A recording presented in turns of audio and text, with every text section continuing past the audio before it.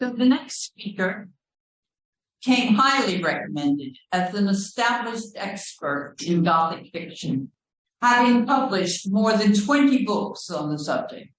I was particularly interested in knowing that he is currently writing a book on Dickens and the Gothic for the Cambridge University Press.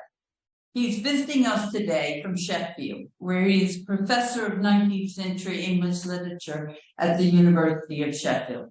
His talk is on a popular pioneer of the Gothic genre, but what of her reputation today? Can we welcome Andrew Smith?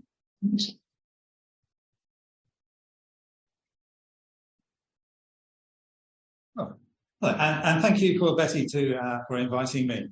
In this talk, I'll mention a bit about Anne Radcliffe's life, what we know of it isn't quite such in detail as we know about Beckford. Talk about some of her publications, some of the themes and issues, and I want to focus on her novel, The Italian, just to give a kind of sense of what's going on in her novels and to give a kind of sense of how she writes, so you can get kind of sense of sort of late 19th century Gothic prose and kinds of things that go on within it. One of the words that's been used in the previous talks is about thinking about scales, issues of the sublime. And I think one of the things we'll find when we look at Radcliffe's writings is a kind of interest that she has in that, about how one deals with your place in the world when it is that you're confronted with the enormity of often overwhelming circumstances and the kinds of antidote that you might have to that.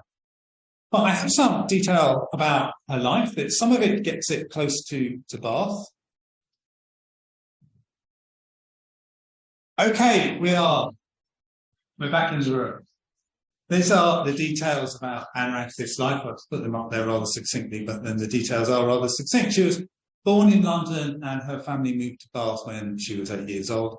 They opened a china shop, which I think is intriguing. Anne's mother's brother was a business partner of Wedgwood, so it's kind of involved in the China industry. So there's a sort of implication that somehow that was the connection. We know that as a child, she spent quite a lot of time with Wedgwood's family. So she spent quite a lot of time in London. She did move to London in 1787 when she married William Radcliffe, who was a journalist who was working on a newspaper called the English Chronicle. They didn't have any children. William was very busy at work, and the story is this gave her plenty of time to become a writer. Those are sort of the bare bones that we kind of know about her life. Her mother came from Chesterfield, which is down the road from where I am in Sheffield. And there was a letter that was was written by Radcliffe, which was found a few years ago, which simply said that Yorkshire is very reasonable. And what she meant by that was it's quite cheap. They were also kind of contemplating a move up north, but actually kind of stayed in London. So those are the things we know about her life. And there's a lot of sort of speculation, I suppose, about her life during this period, because there's a time when she stops writing. And the fact that she stopped writing led to a lot of kind of speculation about has she gone mad? There were lots of kind of stories about there must be an asylum somewhere. That the Gothic visions that she had written have been so disturbing that she's no longer capable of putting them down on paper and must be somehow living through them in an asylum. It wasn't true at all. She just kind of withdrawn from writing and otherwise led quite a private life. But a bit about her publications. These are her principal publications. You can see that apart from Gaston de Blondeville, which was posthumously published, over a fairly sort of brief period of time, we've really got sort of 8-9 years of productivity there. A lot of her early writing, when she's doing descriptions of landscapes or various foreign landscapes, they've come from travel guides that she's read. Not unusual in some respects to find kind of travel guides underpinning a lot of the descriptions of foreign countries in Gothic novels at this time. But she did make a journey. It's called A Journey Made in the Summer of 1794, which took her through France. It's quite an interesting journey where she encounters French soldiers and sonnets at the height of Napoleonic conflicts. And the other part of it is largely sort of set around Derbyshire. It feels like a kind of text of different parts of engagements with Europe. And her journey around Derbyshire means encounters with places like Haddon Hall and Ardwick Hall, which she does incorporate into her text as being kind of Gothic places, Gothic castles in some respects. Now, she was the best-selling, she was the highest paid writer of the 1790s. She was paid £500 for Udolpho and £800 for writing The Italian. To give that into some perspective, Jane Austen got 110 for Pride and Prejudice. So she's very much kind of the person that publishers want to work with because of her text being so kind of best-selling. But that's a publication history. I just want to talk a bit about the influences on her work, which are complicated and often seem slightly inconsistent because there are ambiguities in her work, but I'll explain why that might be. Three chief influences, we might say, relate to the French Revolution, to religion, and to reflections on gender. Now, a key context for her work, given the period that she's writing in, is the French Revolution. And a lot of her texts are about the possibilities of social change, the possibilities of what we're witnessing throughout the novel is a sense of a society that is morphing, changing, developing, and moving in certain ways. What happens within all of that is that nevertheless, ostensibly, it feels as though aristocratic frameworks are being maintained. Because what happens at the end, somehow those social structures are still in place. But what's interesting about that is that along the way, there are often the malevolent aristocrats are kind of removed from the text. For one reason or another, they die out or get bumped off, or various sorts of things happen to them. And they're often kind of described as being quite sort of vicious in wanting to protect their authority, reflecting on their histories, where it is they've come, and wanting in a way to kind of preserve the integrity of that. And the people who replace them, the aristocrats who kind of survive and make it at the end, don't feel terribly aristocratic.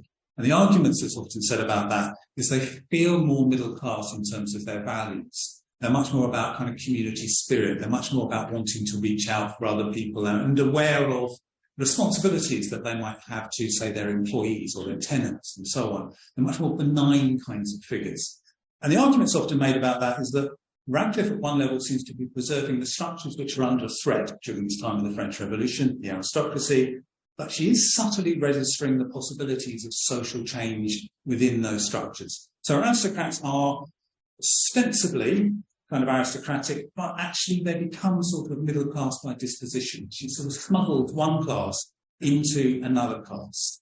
I'm going to talk about Austen as we sort of go on as a way of kind of channeling Radcliffe back into Bath, because I think Austen is in many ways kind of an exemplary reader of Radcliffe, despite the fact she often parodies the work. But you can sort of think about a novel like Pride and Prejudice, for example, in ways in which Austen is thinking about the class changes which are established by marriages at the end, how it is there's a different kind of society that's there at the end than there is at the beginning. And Radcliffe does something similar. The aristocratic frameworks are ostensibly maintained. Actually, the marriages seem to introduce other kinds of elements, kind of move on. So we're not getting revolutionary change, if you like, but we are getting subtle change that's being acknowledged through all of this, even if there is this sense of formally trying to preserve aristocratic structures. As I say, it is a kind of ambiguity in it. We also have the issue of religion, which we've not really touched on yet today, and it's a complicated story during this period. It's often regarded, Gothic novel in its foundation, is often regarded as being anti-Catholic, and certainly being in a way kind of pro-Protestant. There's a sense in which Catholicism is associated with superstition, and it's associated with other countries, Spain, Italy, France. So this is why you get novels which are set in those countries. You can think of Matthew Lewis, The Monk, which is set in Spain, Radcliffe's The Italian, which we'll be talking about in a moment. But you can, above all, I suppose, think about France as a Catholic country, seen through Protestant eyes as potentially being a source of superstition, but also potentially being a place associated with sedition and political unrest and political kind of revolution. So there are all sorts of ways in which religion and politics, to a degree, kind of merge in all these books. Where this becomes unusual, I think, in Radcliffe, is the suggestion that one inhabits a world which is fundamentally good. She wants to establish almost a kind of cosmology in which there is good but not evil. So all of her kind of ostensibly evil characters, all of her villains, in the end are subject to the possibility of a kind of redemption.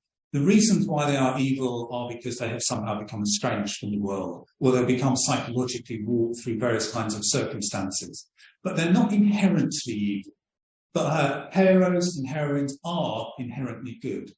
And there is an element of Providence in her novels, which is about virtue rewarded and about how these villainous characters will have to be subject to some kind of punishment, even if they are allowed the possibilities of a kind of redemption at various points. So there is good in the world, but there is no evil. And there is a kind of way of trying to establish the world as being morally coherent and explicable. And it was touched on earlier by Robert about the idea of the explained supernatural that you find in Radcliffe's writing, the ghosts which are explained away, the ghosts which have only really appeared because somebody has been tricked into thinking there is a ghost, or because somebody has an overactive imagination, or a combination of both. In the end, all of those sort of supernatural machinery gets explained away. And she wants to suggest we live in an ordered, controlled kind of world in which there is a divine providence at work, and which you will be protected and you will be looked after.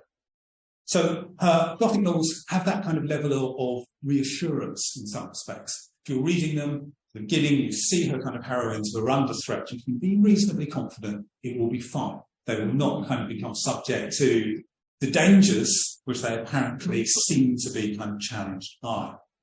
And I put there at the end issues about gender. This is, in a way, kind of reflection on her work as being narratives which are about the possibilities of upward social mobility, and in particular with social mobility for women. Things always seem to end well for her virtuous heroines. And I like to think of virtue rewarded as being one aspect of the literary culture during this time. So I just want to briefly say something about that, because she's associated, Radcliffe is associated with a particular formation of the Gothic, although she wouldn't have been aware of it necessarily at the time, called the Female Gothic, which was a critical term coined by Ellen Mowers in 1976, in order to try and distinguish what was going on in late 18th century Gothic texts written by women, different to the sorts of things which are going on, say, in novels written by Matthew Lewis. Robert touched on Matthew Lewis earlier, saying that his novels are very kind of direct and very kind of emphatic. And that's true. There's something about his writing which is about the display of violence, the real kind of danger of a world you might be in. In ways in which with the Female Gothic, it's different. What we get there is a sense of figures who are associated with being isolated. We often have an orphan at the beginning of the text. And then as they move through the narrative, although they're subject to these kinds of dangers, they're never kind of fully sort of articulated. What happens is along the way, they discover things about themselves. So often, for example, they find their missing parents. Bit of a stroke of luck. But now and again, find your missing parents, and you find out something about who you are, and you find out something about your background. And actually, you might find that, well, you're not quite the commoner that everyone thought you were. In fact, you might belong to some of these social structures which otherwise have tried to exclude you. And that male aristocrat down the road, he really likes you. And actually, that kind of comes together. And at the end of it, it's happy marriages, it's money, it's social mobility, it's status, and knowing who you are and knowing your place in the world. You can see how Austen, to a degree, kind of rips on some of that. So the Female Gothic is associated, I suppose, at the time with a kind of subtle feminism, this upward social mobility that might be available to people, but also kind of suggesting, the possibilities of social change, even while she seems to maintain formally these kind of aristocratic structures, she's doing other things within them. Now, it's interesting for us, I think, to consider what kind of Gothic does Radcliffe peddle in. There is this kind of sense of the Female Gothic, but she also has an awareness of different kinds of Gothic which were being written during this period. And she wrote what turned out to be a very influential essay on this, which was posthumously published, which is called On Supernatural in Poetry, which is a conversation between two people. And they're talking about different kinds of Gothic and what frightens you and what doesn't frighten you. It's a kind of way of thinking about terror and horror. These are the chief kinds of things which form their conversation. And this is seen as being critically quite an important essay, that in many ways it reflects on a lot of the Gothic writing that we get in the late 18th century, but also kind of usefully provides a sort of blueprint for different kinds of Gothic that might be manifested. And this is the concluding element within it, which is that terror and horror, some characters said the other, terror and horror are so far opposite that the first expands the soul and awakens the faculties to a high degree of life. The other contracts, freezes, and nearly annihilates them. And where lies the difference between horror and terror, but in the uncertainty and obscurity that accompany the first, respecting the dreading of evil. What this means is that terror is about gesture and implication. It's about kind of the subtle way in which psychology is wrought upon in a very slow, progressive kind of way. So what we get is a kind of build-up of tension, build-up of the mood, a build-up of kind of feelings of anxiety that one might, as it were, inhabit a world that feels as though somehow it is out to get rid of us and otherwise malign. But it's through gesture and implication that this is done. Now, with Lewis, it's a bit different. His novel, The Monk, is semi-pornographic, it's very visual, it shows you violence in a very kind of clear way. And that's really what she means. She means that is horror. That's another kind of way in which you might do Gothic. You might actually just have, as it were, as Robert was saying, you might have the bear in the room starting to attack people. That would be horror. The suggestion that the bear's knocking on the door would be terror. It's not quite in the room yet, so you haven't quite got to that place yet. But it's that sort of anticipation that something might be there that is out to get you, which in a way is the articulation of terror. So she's kind of establishing the terms under which I suppose a kind of psychology of fear is developed, rather than looking at kind of the immediate danger of being in these kind of terrible, frightening circumstances. Now, I want to see how we might relate some of these ideas to her novel from 1797, The Italian. So I'll talk about religion, villains, and class. In practice, these are not easy to keep separate. They kind of overlap various sorts of points, but I think they provide a helpful way of looking at the main issues that the novel raises. Those who haven't read The Italian, it has kind of fiendishly complicated plot, which I tried desperately to summarise here, so try and bear with. Eleanor Rosalba, she is our orphan, and she's looked after by her aunt. There's a young aristocrat, Vivaldi, who falls in love with Eleanor, and they agree to marry. Eleanor's a bit suspicious about Vivaldi because she sees Vivaldi is kind of a bit overly emotional. And actually, in Radcliffe's novels, there's a suspicion of people who are a bit overly emotional, that somehow they're not kind of sort of in self-control, that they need, as it were, to be tested, and that their kind of sense of being capable of controlling themselves needs to be kind of demonstrated before they're really potentially worthy of being a hero. So she's a bit sort of sceptical about him, but agrees to marry him. Now, his mother, who's the Marchesa, isn't happy about this and employs a villainous monk called Schedoni to intervene. He's seemingly an assassin who's hiding in a convent, which is associated with our aristocrats, or malign aristocrats, as you can probably guess, are not going to make it. Anyway, conveniently enough, the aunt dies of natural causes, it turns out, and Eleanor is abducted by Schedoni and others. And much of the early part of the novel is about Vivaldi and his servant Paolo trying to find her, getting her out of the place where she's been abducted, but then they're all recaptured, and Schedoni attempts a bungled assassination of Eleanor, and he's about to kind of stab her, and he sees a pendant around her neck and thinks it might be him.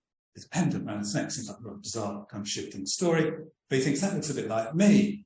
And she wakes up at this point because she's asleep and says, "Oh, father, father," which kind of confuses him. It does mean me, but of course it's because he's a cleric.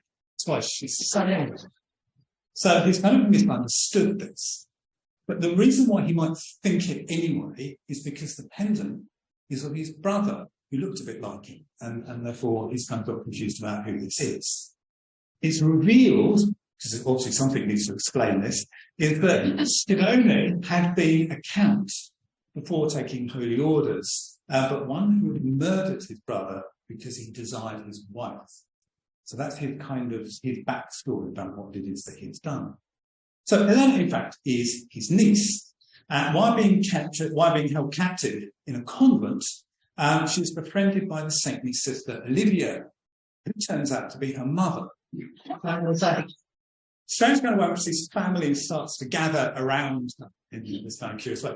The argument that's often sort of made on this is to say, well, it's just orphans in unconscious search of their family, and they discover all of this. As it transpires, Schedoni is forced to confess his sins and his early life before dying. Vivaldi's mother also conveniently dies, and all these kind of malevolent aristocrats are thought for place. And Vivaldi and Eleanor, who is now revealed, of course, to be of noble birth, are married. So that's kind of the plot of the story. talk a bit about religion. Now, as I said at the beginning, there is a kind of anti-Catholic strand in Gothic during the time. And certainly it is the case that Radcliffe is a writer who, to a degree, seems to participate in that. There has been some discussion about what exactly Radcliffe's religion was. The feeling is it's probably kind of dissent and nonconformist, something like that. But this is a scene where Eleanor, when she's first been captured and she's been locked up in a convent, so the convent is doubling up as a prison, and she finds a window that she can look at.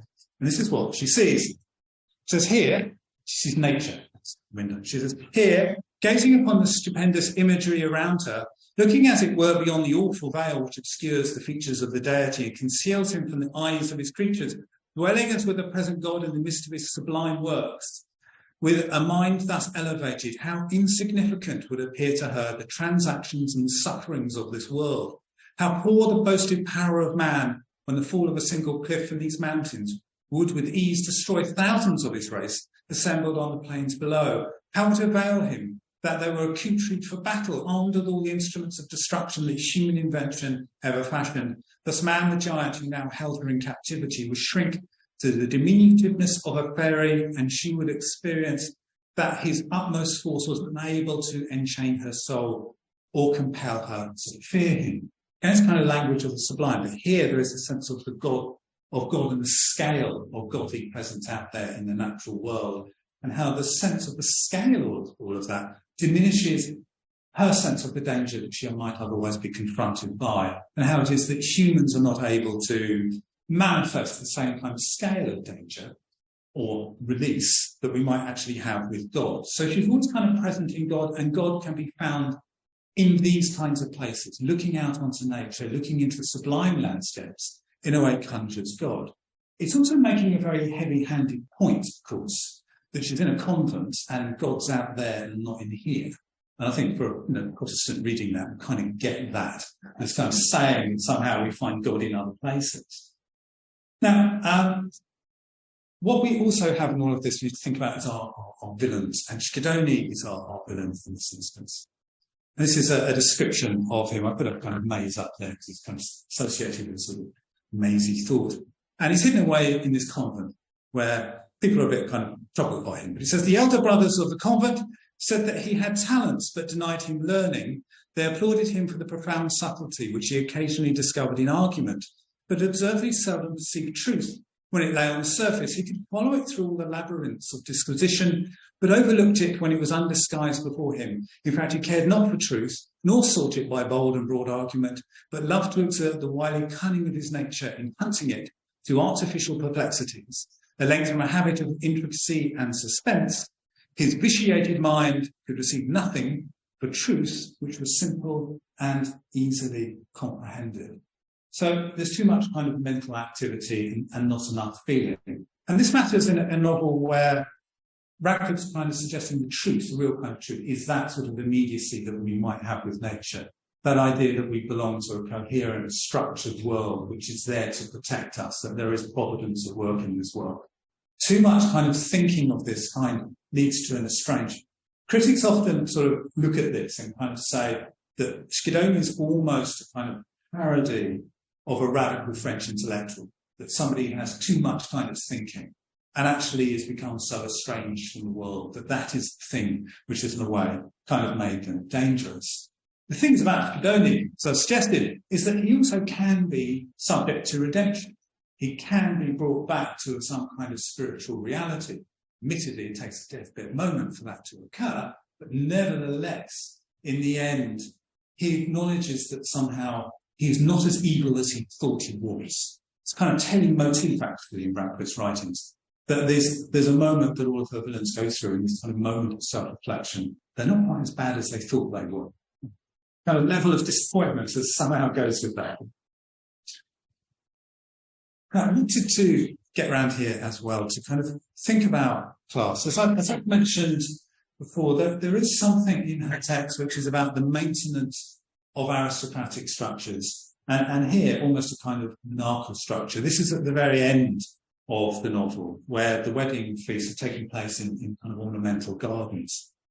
And it notes about this, that the dresses of the higher rank of visitors were as splendid as the scenery, of which Eleanor was in every respect the queen, which felt like a strange kind of status to accord her. I think somebody reading this in 1797 in a novel which at one level is about the aristocracy under threat, Marie Antoinette being executed in 1793, this idea of a restoration of queenly authority, I think would have spoken to a reader in 1797 in ways in which perhaps it doesn't to us. But it also notes of this place, of this wedding, that says, but this entertainment, the wedding, was not given to persons of distinction only. For both Eleanor and Vivaldi had wished that all the tenants of the domain should partake of it. So it is about bringing all society together. It is about a kind of well-wedded society rather than just a wedding between a man and a woman. And that idea of reaching out for community somehow takes us beyond, as it were, kind of those formal aristocratic structures which have been elaborated earlier on. Now, one of the things we might sort of think about the Italian is, again, somebody reading this might think, well, it's an historical novel. It's set in the past, not too far in the past, about sort of 40 years earlier, but it's set in the past. It's about Italy. It's a piece of escapist historical fiction. Somebody could read it in that kind of way. But Radcliffe invites the reader to think about the novel differently. It's almost as if she's conscious of the fact that one might just dismiss her work as a kind of entertainment. And it's the description of the gardens where the wedding takes place, which is the important scene which brings everybody together. This is what she says about the gardens, and it feels like an odd, anomalous thing to write. So it's the style of the gardens, where lawns and groves and woods vary the undulating surface, was that of England and of the present day, rather than of Italy. It's a strange kind of thing. It's getting you to think about, well, you think you've been reading something about there and then, but actually it's about here and now. It's about something reflecting on what's going on today. And wanting to kind of suggest there is some sort of political relevance, I think, about what it is that she's been conjuring in the text, and wanting to bring it back home, as it were, and say, these are things we can contemplate about where we are now, both historically and kind of geographically and physically. Now, I want to bring Radcliffe back to Bath in some ways, to kind of bring her back to kind of more of a here and now as well. And of course, the person to do that through is Austen, and you can think of Northanger Abbey, which in a way kind of reflects on Radcliffe or Radcliffean kinds of writings and seems to provide a sort of parody for what's going on in Radcliffe's writings. If you haven't read it, it's about Catherine Morland, young Catherine Morland, who's a sort of potential kind of Radcliffean sort of figure, who's read a lot of Gothic novels and kind of looks at the world, interprets the world and the dangers that she sees in the world through Gothic novels. She's not the only one. Henry Tilney, who is the love interest, also seems to be quite familiar with Radcliffe's works, saying, I have read all Mrs. Radcliffe's works, and most of them with great pleasure. The Mysteries of Udolpho, when I had once begun it, I could not lay down again. I remember finishing it in 2 days, my hair standing on end.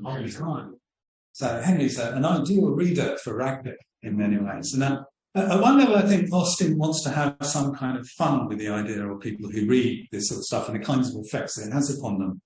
And at one level, it seems to suggest a view of Radcliffe who can be mocked because they're writing in kinds of tropes and forms and so on, and a kind of style of writing. And at one level, Northanger Abbey does seem to want to suggest that. There is this moment where the narrative reflects that, charming as were all Mrs. Radcliffe's work, it was not in them, perhaps, that human nature, at least in the Midland counties of England, was to be looked for. In that part of central England, there was surely some security. Murder was not tolerated, servants were not slaves, and neither poisons nor sleeping potions were to be cured, like rhubarb from every druggist. So it seems though Radcliffe is being sent up some kind of comic effect. Now, I want to refer to a scene in Northanger Abbey, which is a famous scene, and again, it's a comic scene. And it's a moment where Catherine thinks she's going to discover a document in the room at Northanger Abbey, and thinks that this document that she's going to find in this trunk that she's found kind of in the gloom of her room is going to be the story about the previous inhabitant of this room, and it's going to be a Gothic story.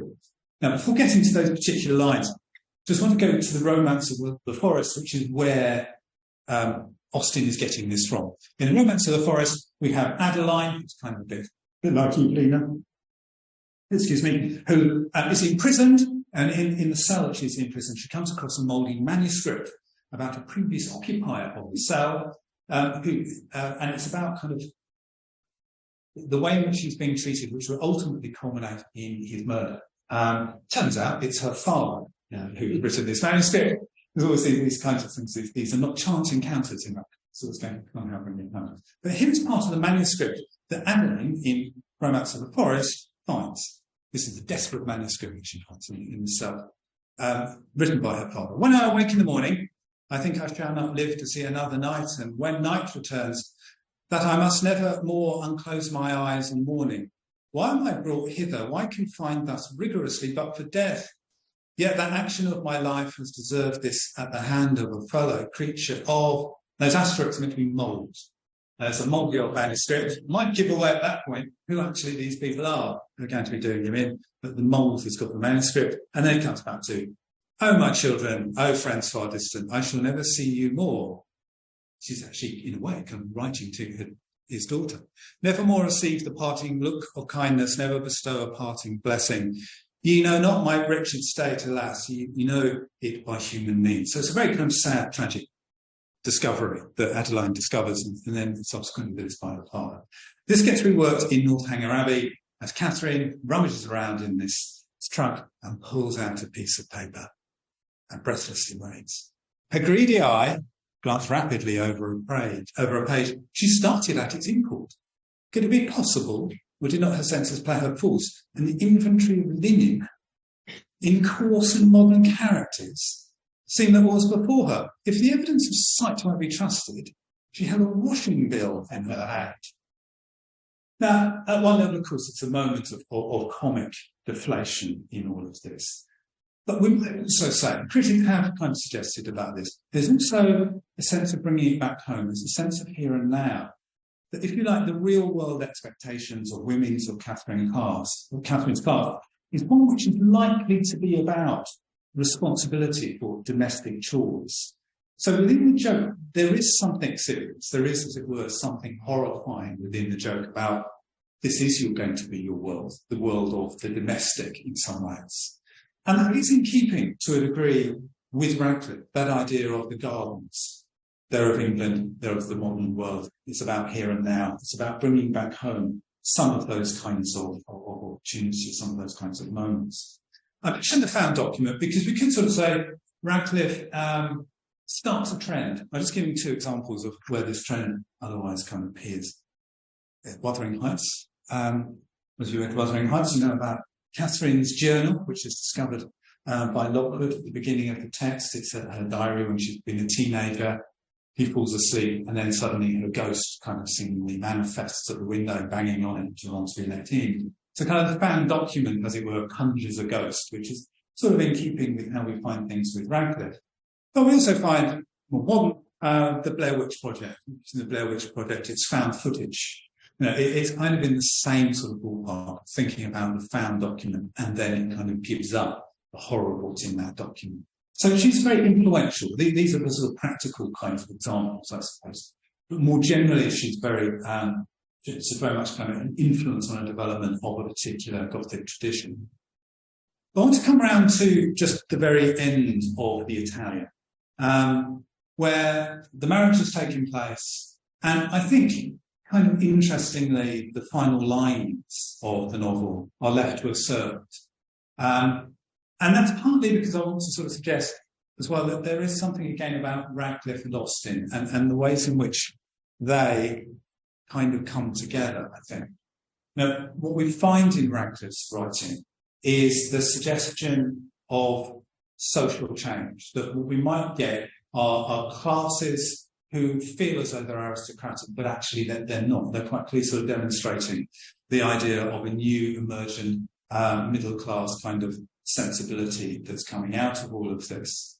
And we kind of see that, I suppose, in Austen as well. I mentioned in Pride and Prejudice how it does that. But you can think of a novel like Persuasion, being more kind of closer to Bath, which tells how, you know, minor aristocratic classes are a place so synonymous with a kind of middle-class know-how, with the navy as a way as a kind of type of meritocracy, where the aristocracy end up promenading around Bath with their homes rented out to others, to this kind of new emerging middle class.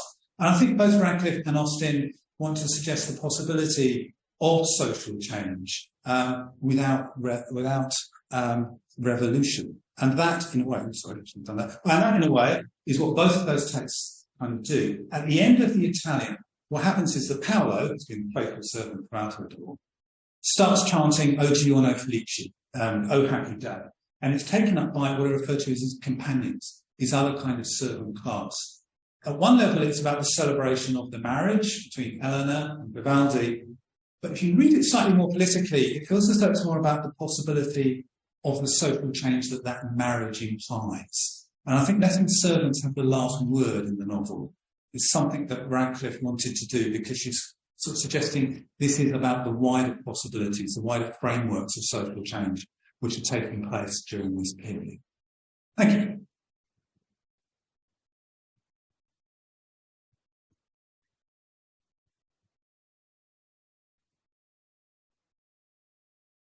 Very much, Andrew. Does anybody have any questions for Andrew?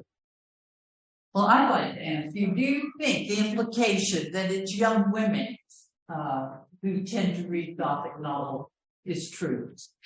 Well, Henry Tilney in Northanger Abbey sort of gives a line to that. In a way, because he's way at Oxford, but he has this interest in popular literature.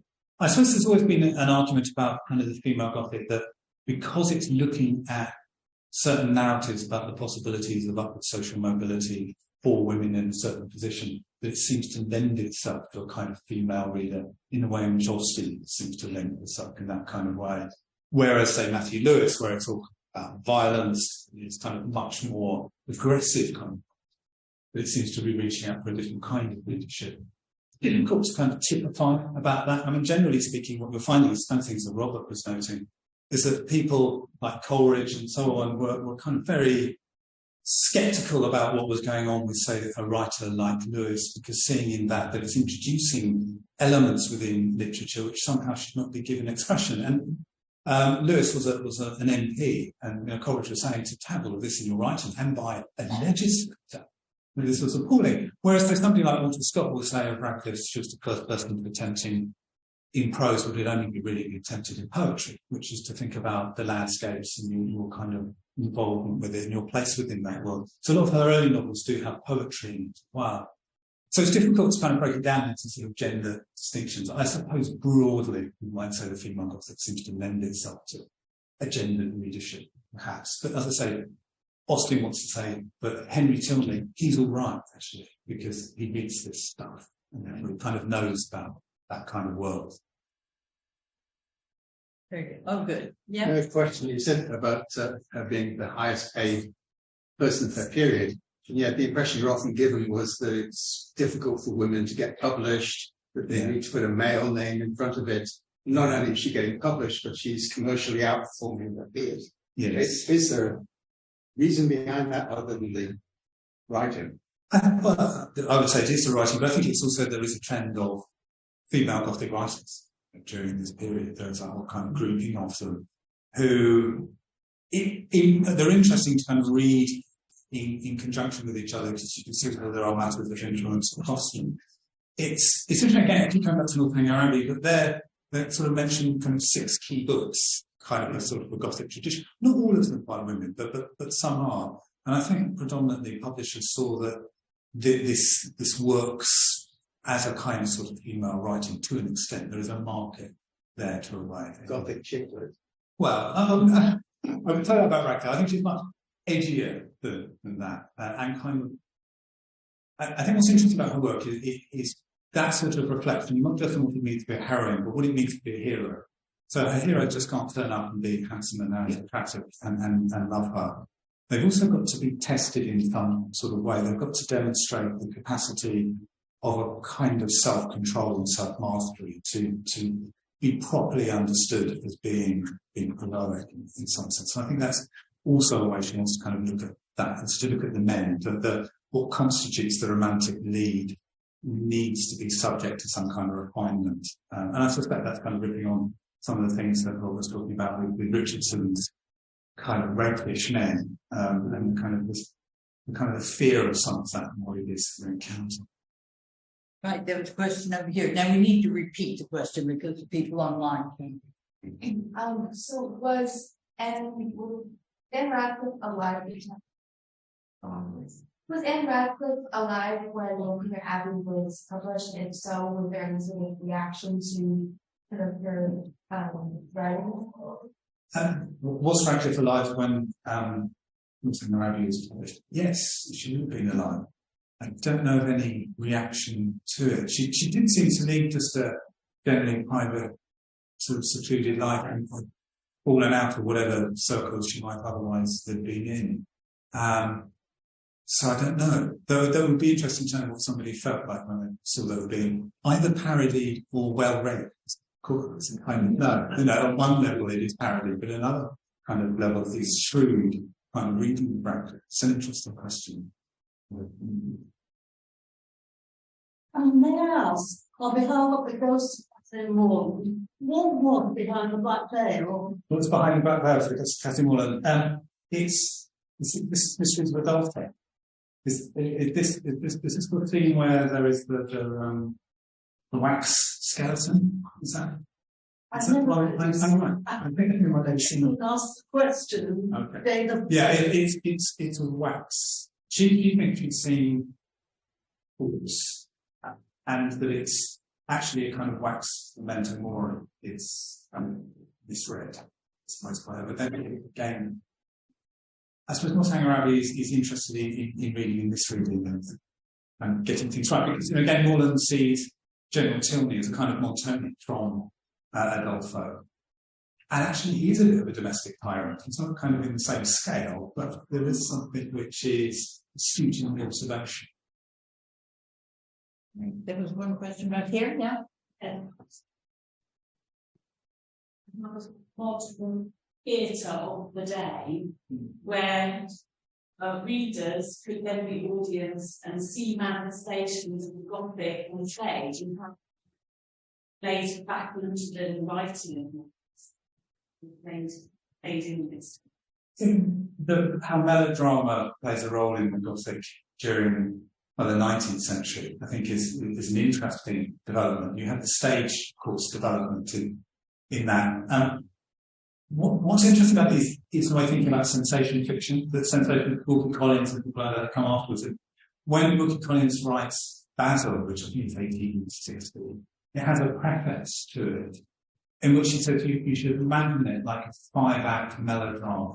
Because he couldn't tell you, he's playing something he doesn't know how to read his novel, because it's a sensation novel and it's a new form, and people don't know what exactly they should do with it. And he's telling them, read it like it's a 5-act melodrama, and it will make perfect sense. So there is a way in which the theatrical tradition kind of feeds into much of this as we get into the 19th century. Yeah. Yeah, thanks for a very entertaining talk, first of all. When you were talking about the missing parents and when they're reunited, often the missing parent turns out to be aristocratic. I think they also think of Luke Skywalker and Darth Vader, so things kept going along. It also made me wonder, is the European tradition of folk and fairy tales considered to be an influence on the Gothic?